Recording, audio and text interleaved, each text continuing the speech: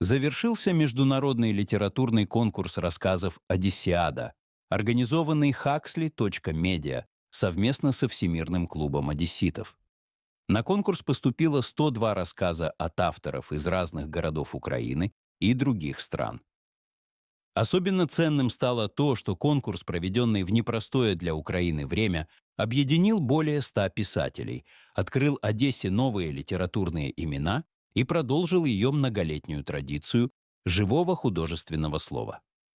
Сегодня мы продолжаем публикацию произведений лауреатов конкурса. Представляем рассказ обладателя второй премии Анны Михалевской «Одесса» «Я, Венский». Поздравляем автора с заслуженной наградой и приглашаем вас познакомиться с произведением. Море серое, стальное. Оно бьется о мои ноги, будто ему стало тесно в своем огромном гнезде, и захотелось выбраться на берег, сбежать из очерченных природой границ. Понимаю тебя, дружище. Мне тоже хочется сбежать от себя. Но куда деваться старому венскому стулу, в котором и венского ничего не осталось? Так, украинская действительность. Проломленное сиденье, каркас вместо спинки и 4 неустойчивых ноги. Зато все свои. В военное время это важная поправка. Надо же! Рухлядь вроде меня оказалась на берегу пляжа в Аркадии. До сих пор не могу поверить, а ведь я имел все шансы стать мусором. Сгорело кафе, где я доживал свои дни в подсобке уборщицы. Полгода пролежал, заваленный ржавой арматурой, обугленными балками и оплавленными пластиковыми столами. К зиме завалы начали разбирать, и парень в заляпанных краской штанах выволок меня на берег. Экскаватор насыпал пирс в море, вокруг суетились рабочие, и я все ждал, когда меня пустят на костер или что-то в этом роде. Но парень поставил меня на кромку прибоя, сел на край, опустив голову на руки и даже не взглянув на море. Тяжело поднялся, долго топтался рядом, будто хотел что-то сказать. Так и не решился. Утром на мою спинку легла тяжелая рука в рабочей рукавице. «На костер», — снова приготовился я, но чей-то голос забасил. «Та хай стоит. Вовчик вчера в часть уехал. Вспоминайте меня, каже, если шо». Уж я-то точно запомню Вовчика. И еще запомню, как на берег выбросило уток.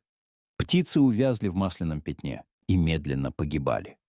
Пытаясь их спасти и отогреть, люди собирали уток в коробки. Потом погрузили в машины и увезли. Других птиц с пляжа не успели. Ночью я смотрел, как оставшиеся тихо и покорно уходят. Неизбежность. Им некуда деваться, как и мне. 4 ноги, вросшие в мерзлый песок. Снег ложится на пляж и стягивается коркой. Чайки сидят на берегу. Красное пятно на желтом клюве, как сигнал тревоги. Даже им не до охоты. Людей нет. Насыпанный пирс размывают волны. Ожидание и тягучая неизвестность. Это все уже когда-то было. Моя жизнь начиналась среди разговоров. Что только не обсуждают мужчины, берясь за мою спинку, чтобы предложить даме место или повесить сюртук.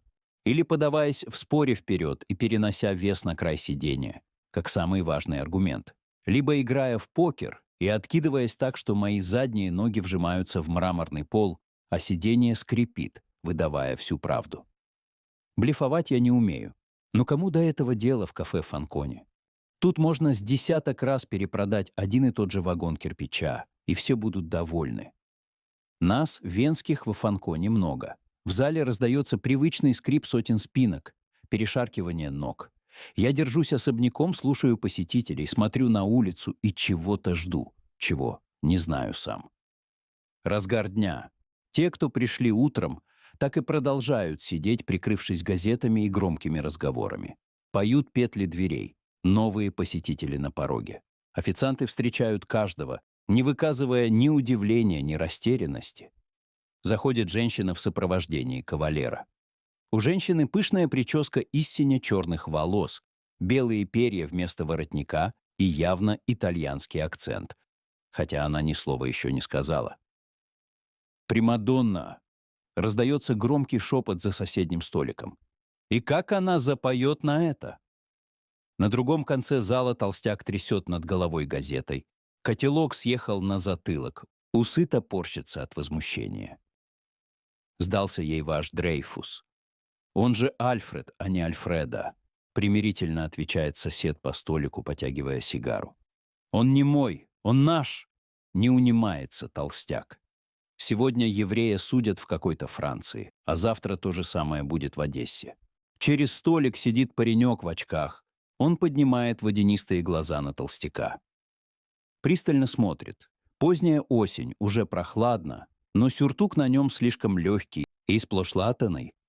Паренек опускает голову и, отодвинув остывший чай и последний выпуск листка, что-то торопливо записывает в блокнот. Тонкие пальцы в чернильных пятнах. Примадонна улыбается кавалеру, не слыша перепалки, причиной которой послужила. Ей нравятся эклеры и нарядная жизнь. Зерно снова упало. Заводит посетитель за столиком у окна. А вам надо, чтобы выросло. Мужчина в добротном костюме разворачивается к соседу. Всегда можно договориться. Ваши условия? Компания за моим столиком и истово спорят о каком-то пожаре. То ли склад на Пересыпи, то ли двор на Молдаванке. Официант приносит им горячий шоколад. «Извольте, месье». Он ловко расставляет чашки. А что до пожара, так это на фонтанских дачах жгли листья. Без потерь. «Благодарю, любезный», — охотно включается в диалог посетитель. «Может, вы еще знаете, на кого сейчас готовят покушение анархисты?» «Сади Карна ведь только начало». «Знаю», — вежливо улыбается официант. «Но такие новости не подают в нашем заведении. Прошу меня извинить. Моя жизнь начиналась среди разговоров, но потом было иначе. Фанкони становится чем-то вроде военного штаба. Теперь здесь мало говорят и все больше шепотом. Тяжело садятся в пыльной после похода в форме. Не смотрят по сторонам, не смотрят в окна. Глядят невидящими глазами туда, где могло бы быть завтра. Но завтра ни у кого из нас нет. Через витрину кафе улица видится серой, даже когда цветут каштаны, и яблони роняют свои лепестки, и солнце слепит так, что меня отодвигают подальше от окна. Серость сочится из людей. Женщины идут, опустив плечи и не поднимая глаз. На каждом втором мужчине военная форма. Та будто ограничивает не только их движение, но и саму суть жизни. Все чаще на боку у посетителей позвякивает шашка. Ее уже не оставляют в гардеробе, как было принято раньше. И револьвер выкладывают перед собой. Из кобуры доставать долго, а перестрелки случаются каждый день. «Кто у нас в гостях сегодня?»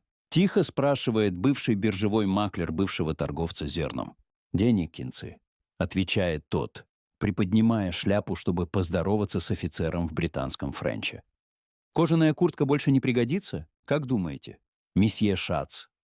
«Ой, не знаю. Вы же видите, спектакль продолжается».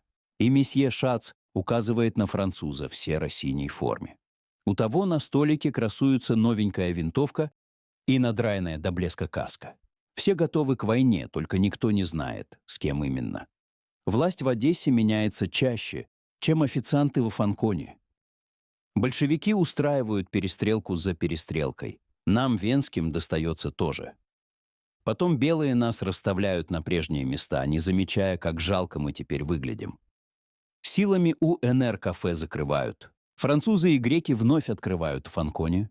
Приходит банда Котовского. Уходит. Возвращаются большевики. К тому времени люди забывают, зачем нужны стулья. По нашим спинам бьют, доказывая правду. В наши спины стреляют, уничтожая тех, у кого другая правда. Нас ставят друг к другу поближе, чтобы нашептать приговор. Нас выносят на мост и строят баррикады. На нас опираются, когда целятся в людей. За нами прячутся, пригибаясь от ответного огня. Все рушится, валится, гремит и взрывается. Мои деревянные сочленения скрипят от натуги. Дни перестают существовать. Ночь не приносит облегчения. Вокруг пылают костры. И я уже готов послужить топливом оранжевым языкам. Но в слепое пятно затишья ко мне приходит ребенок. Девочка копошится под перевернутым днищем, как в коконе, и я чувствую живое тепло. Подбегает молодая женщина в побитом молью манто. «Как ты здесь оказалась? Где твои родители?» Девочка молчит. «Бегите скорее!» — орет мое деревянное нутро. Здесь не умеют говорить, только стрелять. Женщина будто слышит меня. «Ладно, пошли». Она хватает ребенка, секунду медлит, потом выдергивает меня из кучи хлама. Еще целый. Пригодится. Девочка бежит в припрыжку, едва успевая за широкими шагами моей новой хозяйки. Счастливо повисаю у нее на руке. Впервые я оказался кому-то по-настоящему нужен. В доме на Гоголя пахнет керосином, луком и советскими газетами. Сперва их читают, потом перечитывают, потом стелют на подоконник, чтобы теплее было сидеть, или заворачивают краюху хлеба, или вытирают досуха вымытые окна, или складывают из них панаму от солнца. У людей мало осталось своего. Даже личную жизнь они обслуживают общественными новостями. Я — исключение. Я принадлежу только двум хозяйкам — Марии Большой и Марии Маленькой, и являюсь их неприкосновенным имуществом. Женщина, которая подобрала нас, не придумав, как назвать беспризорную девочку, дала малышке свое имя. Доходный дом на Гоголя переполнен людьми. Его меблированные комнаты поделены и переделены. Красноармеец, читающий по ночам брошюры с цитатами из Троцкого, и разоренный грек, потерявший свою пекарню, выразительно молчат по разные стороны от хлипкой перегородки. Гувернантка профессорской дочки Лидочка слышит отборную брань из соседнего угла. Портовая девка Василиса и ее любовник обсуждают планы на вечер. Мария Большая с Марией Маленькой живут на половине спальни. Вторую половину они делят с часовщиком-евреем и его семьей. Посередине оконного проема стенка из одного кирпича. Правая сторона окна — евреем. Левая — Мариям. А мне — наблюдательный пост. Дни идут за днями. Люди несут узлы, тащат мебель. Когда одну и ту же кровать на пружинах с десяток раз переносят туда-сюда через всю Одессу, вселенское переселение вдруг останавливается. Появляются вывески, из мастерских спешат груженные товаром тележки. Женщины надевают цветастые платки. Мария Большая приносит граммофон, ставит на мое сиденье. Иголка опускается на пластинку. «Сердце, тебе не хочется покоя», — приплясывает Мария Большая, смахивая пыль со стола. Раскачивается в такт Мария Маленькая, обмакивая перо в чернильницу. Подпевает парочка с улицы. Так бы и слушал граммофон до конца отведенного стульям времени. Но появляется радио и перебивает его голос. Знаю все слова, но смысл от меня ускользает. И не только от меня. Люди останавливаются возле громкоговорителя, прислушиваются. Тоже, наверное, хотят понять, и от усилий тускнеют, становятся одинаковыми. Мария Маленькая вырастает. Теперь она Машенька. К ней сватается кавалер, Лев, сын часовщика, соседа с правой стороны окна. Мария Павловна опирается о подоконник, и мы смотрим, как, взявшись за руки, пара минует ворота и растворяется в августовском вечере.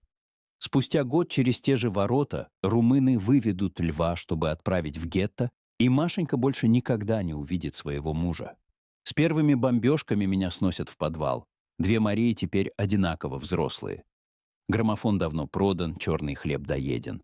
Единственное достояние — сложенные стопкой газеты, но даже они заканчиваются. Скоро топить станет нечем. Правда, есть я.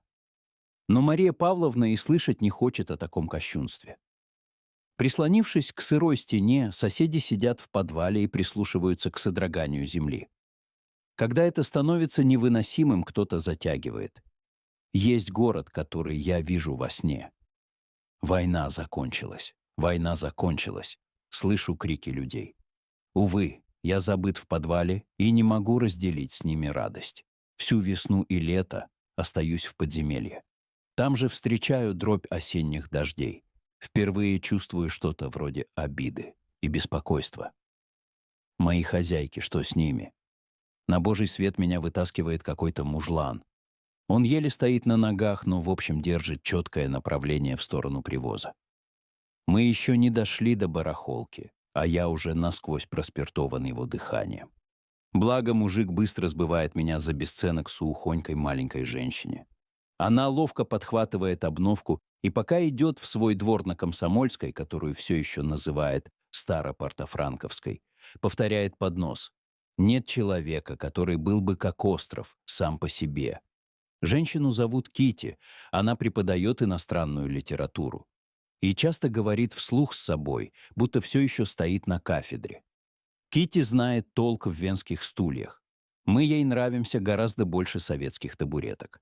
Она облагородит меня на свой манер, покрасит в белый и поставит у кровати, чтобы уставшей рукой откладывать перед сном на мое сиденье стопки листов самиздата.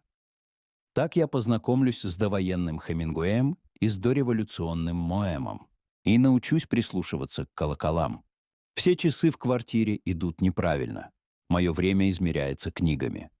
«Оливер Твист и три мушкетера», «Красное и черное», и «Ярмарка тщеславия», «Госпожа Бовари», «Луна и грош», «Прощай, оружие». Мода на Хемингуэя входит в силу. Сосед Сергей носит свитера с высоким воротом и отращивает бороду. «Кажется, мне пора потягаться со своей рыбой», — говорит однажды Кити. На следующий день она переезжает поближе к морю, на фонтан. Старую мебель раздает соседям. Теперь на меня бросают брезентовые рюкзаки, мотки и грубой веревки, железные кружки. Иногда кладут гитару, иногда садятся, чтобы спеть. Сергей заводит: «Что ж ты стоишь на тропе? Что ж ты не хочешь идти?» Друзья в таких же свитерах и такие же бородатые подхватывают: «Нам надо песню допеть, нам нужно меньше грустить». В тесной компании Сергей, двое друзей, я, пара табуреток и портвейн. Мы обсуждаем вдохновляющее. Полет Гагарина, образ ворона в стихотворении Эдгара По. План зимнего похода на Кавказ, где достать пуховку и какие консервы лучше идут. Мы обсуждаем Люду и Свету. Обе девушки нравятся всем троим, и парни не могут договориться, кто за кем будет ухаживать. Пытаюсь проскрипеть подходящую мудрость. Набрался от Кити фраз на любой случай жизни. Но мой голос тонет в приступе романтики. «Милая моя, солнышко лесное». Потом мы говорим о дружбе. Настоящей, мужской. И никто уже не вспоминает ни Люду, ни Свету. Романтика заканчивается, и Сергей женится на Ире. У него подрастают мальчишки Жорик и Юрка.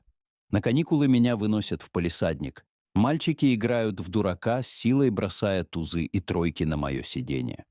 Кажется, войны закончились. Кажется, навсегда ушли. Детей учат химии и физике. Они зачитываются фантастикой. Они гоняют в футбол, бадминтон и казаки-разбойники. Они не хотят есть каши и воруют припрятанные родителями конфеты. Они пишут друг другу поздравления. «Желаю тебе мирного неба, чистой воды и никакой беды». И, к счастью, до конца не понимают, что это значит. Однажды в гости к Сергею приходит Кити. Она очень старая. По всему видно, что диалог с рыбой у нее так и состоялся. Кити требует, чтобы меня вернули домой, садится перед телевизором, но там идет только «Лебединое озеро». «Все повторяется», — говорит Кити, затем встает и прощается. Хотела увидеть свой двор. Спасибо. Юрка и Жорик снова тащат меня в палисадник, ставят магнитофон, включают. Группа «Крови на рукаве», мой порядковый номер на рукаве. Хрипло поет Цой. Коротаю время в углу на кухне, на меня ставят кастрюли и старые тазы. Ира все время порывается выбросить эту рухлядь.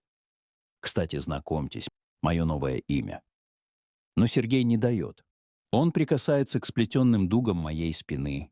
Сначала легко, потом сжимает так, что белеют костяшки пальцев. Сергей до сих пор не выбрал между Людой и Светой. Хоть одна из них сорвалась в горах, а другая лечится в клинике от наркомании. И еще он скучает по Кавказу. И по ребятам.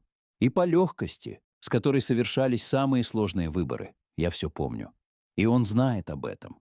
И держит меня в заложниках. Сергей выходит на пенсию, мальчики взрослеют. Все живут вместе, но почти не общаются между собой. У каждого теперь персональный компьютер. Домашние расходятся по углам с железками в руках и попробуй отбери. Будут рычать, как пес, у которого норовят выхватить кость из-под носа. Телевизор оставляют мне, и он часами орет на кухне голосами депутатов из Верховной Рады. Они называют это оранжевой революцией. Телевизор ломается, но привычка орать остается. Сергей, Ира, Юрка и Жорик спорят до хрипоты. Кто за кого и на чьей стороне.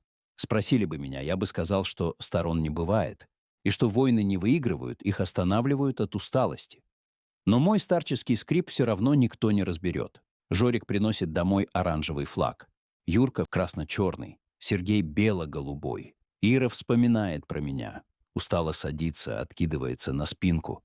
Она впервые понимает, есть что-то, что ей не под силу выбросить из дома.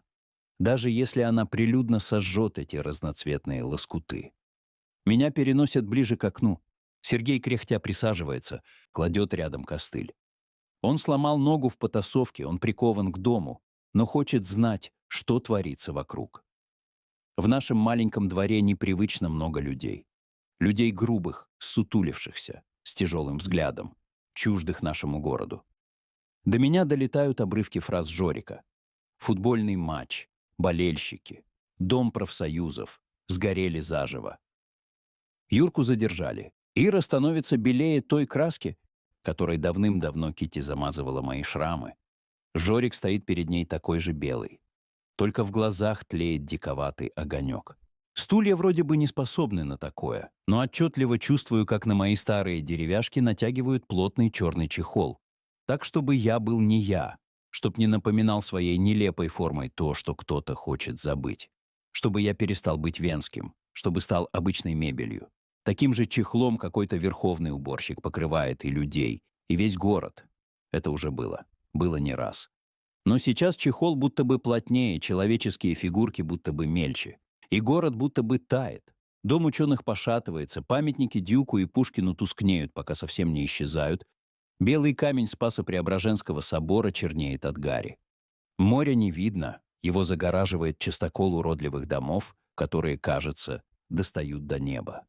Чтобы те, кто стоят за ними, никогда не увидели рассветов, не вспомнили, с чего все начиналось, чтобы никто им не рассказал о Дженестре, чтобы они не поняли, что ходят по древнему некрополю, чтобы не осознали, что сами уже мертвы. Мне страшно, а людям нет. На них действует анестезия неведения. Жаль, для стульев ничего такого не предусмотрено. Поговорить бы с кушеткой Фрейда. Интересно, как она справлялась с травматическим опытом? Грею свои кости в углу у теплой батареи. Новый год в кругу семьи. Слушаю разговоры про оперный и Щелкунчика. Рождество. Кутья, вареники и свечи на столе. Из каждого телефона на все лады. Щедрик, щедрик. Christmas is here. Bringing good cheer. Прилетела ластівочка. Но вместо ласточки на спинку опускается первая медицинская маска. Домашние кашляют, судорожно цепляясь за мое сиденье. Больницы, справки, жизнь взаперти. И когда все облегченно вздыхают, закончилось, звучат первые взрывы. Война вступает в свое полноправное владение. Теперь я живу на улице. Надя постелила на мое сиденье связанный из лоскутов коврик, на нем спят коты. Мы греем друг друга, да и при взрывах меня не так трясет.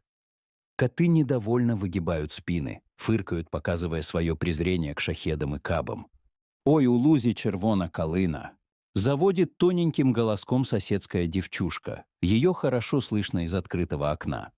С войной семья Сергея эмигрировала в Германию. Я попросил их передать привет фабрике Тоннета, хоть вряд ли они разобрали мой скрипучий голос. Всему есть начало и всему есть конец. Я неминуемо приближаюсь к финальной точке. Не хочется уходить вот так. Грудой деревяшек в мусорник под пляску смерти. Не хочется. Но могу ли я что-то изменить? Соседи топчутся возле меня, ведут разговоры. «Скоро война закончится», — говорят они. «К лету максимум». К лету ничего не заканчивается. Но люди привыкают, как привыкали всегда. Баррикады ведь тоже вариант жилого помещения. Надя устраивается уборщицей в кафе на побережье. И меня перевозит туда. Я стою в подсобке, привыкаю к темноте и отчаянно громкой музыке. Пьяные посетители со стуком ставят бокалы на стойку. Бокалы отбивают дробь, ритм все быстрее. Голоса тонут в припеве хита Нирваны. Here we are now, entertain us. I feel stupid and contagious. Вспоминаю весь репертуар 90-х, который успел заучить с Юркой и Жориком. Секс, драгс and рок-н-ролл. Вечные ценности. Смотрю, как чайки снимаются с берега, и в кои-то веки ощущаю свободу. Я потерял все и всех. Можно не ждать, что будет хуже.